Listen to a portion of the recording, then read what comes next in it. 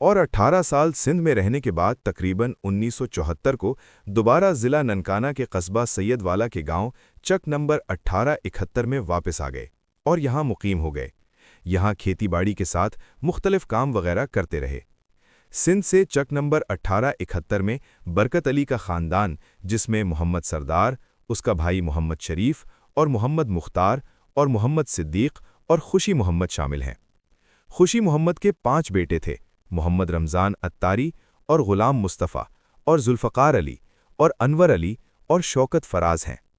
मोहम्मद रमज़ान के 5 बेटे हैं, मोहम्मद नदीम शाकिर और मोहम्मद वसीम अत्तारी और मोहम्मद नईम अत्तारी और खालिद अत्तारी और यासिर अत्तारी।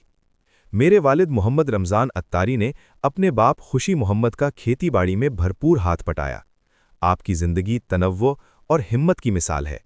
आपने न सिर्फ ज़मीनों पर काम किया बल्कि टेक्सटाइल इंडस्ट्री में मुलाजमत करके अपनी फ़न्नी महारत का लोहा मनवाया। 1974 से शुरू होने वाला ये सफ़र, जो ट्रैक्टर की गूंज, टेक्सटाइल मिलों की मशक्क़त से होता हुआ आज तक पहुंचा है, हमारे लिए बाइसे फ़ख्र है। और हमारे बुज़ुर्गों की मेहनत हमारी विरासत है और उनका नाम हमारी पहचान